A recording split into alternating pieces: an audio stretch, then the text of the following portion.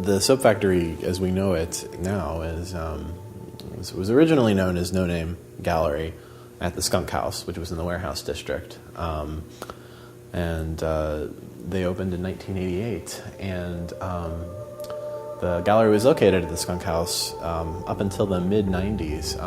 We became a nonprofit gallery in 1990. No, I have not been involved with a soap factory or No Name for years, and I mean, I'd come to the occasional show, but I think usually when I'd walk in, people, if I started a conversation with somebody, they had no idea that I'd ever been involved, and I really hadn't contributed really since we moved out of the Skunk House. No Name Gallery started because my wife at the time, Lori Muir, had wanted to start an alternative gallery for several years.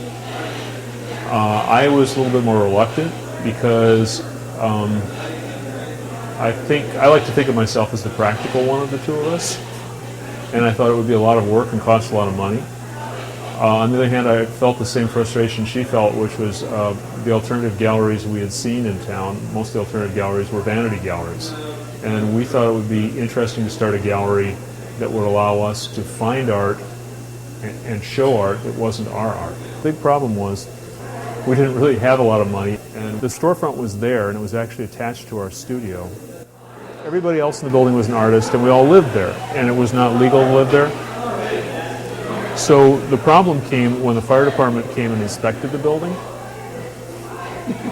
and they were very kind. They realized people were living there.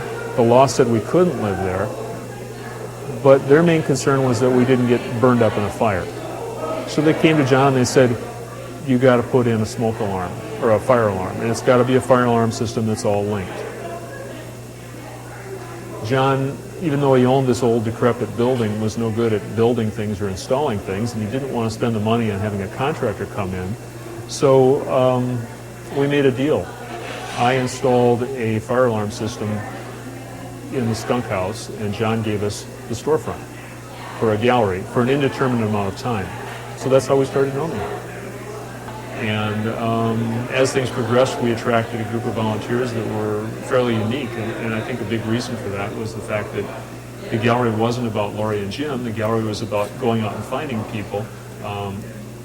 The idea was, if you open a gallery of that type and you don't do much about it, what you're going to get are slides from people who are teaching somewhere, who want another line on their resumes. Our idea was, well, those people get shows all the time. Let's go look for somebody who doesn't have any slides. Somebody who's been making work for 10 or 20 years, or 5 years or 2 years, or whatever, has a body of work, but really hasn't found any outlet for it. So that's what we went looking for.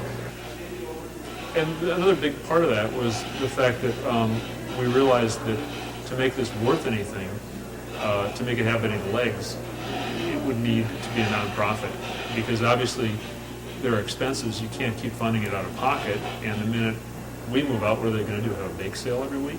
That wasn't going to work. So the nonprofit status was about the only way you could make it go. So we thought about it and realized, okay, to do this, we're going to have to hire an attorney. Well, we couldn't afford an attorney, so Lori went down to the Hennepin County Law Library. And this is somebody with a BFA, an art degree. Went to the Hennepin County Law Library and started to read about it.